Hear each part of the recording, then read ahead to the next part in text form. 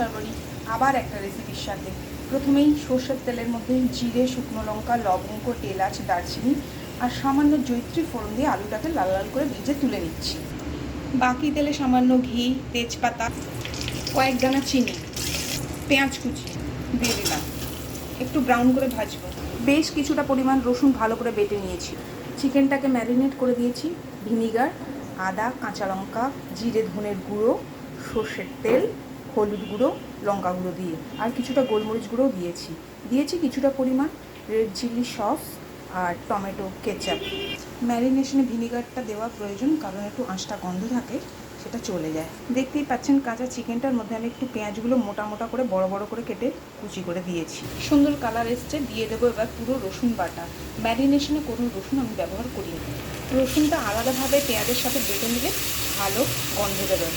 টক দইটা ভালো করে ফেটিয়ে নেব। রেড চিলি পাউডার খুব ভালো করে কষানো হয়ে গেছে। দিয়ে দেবো ফেটানো টক দই, ভালো করে মিশিয়ে নেব নেড়ে চেড়ে। তেল ছেড়ে দিয়েছে, দিয়ে দেবো কসুরি মেথি। এবার চিকেনগুলো দিয়ে দিচ্ছি।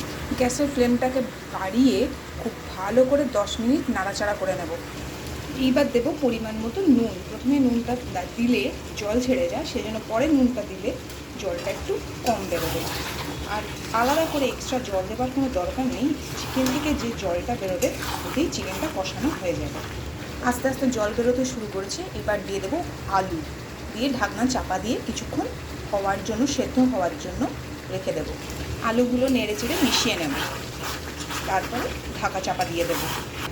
সুন্দর কালার এসে গেছে। এখন আমি কিছু ক্যাপসিকাম কুচি আর কাঁচা লঙ্কা দিয়ে দেবো।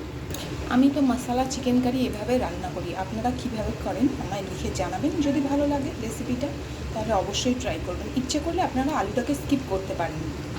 আর একটু গ্রেভিটাকে আমি টানিয়ে নেব। কেউ ইচ্ছে করলে এইভাবেও খেতে পারেন।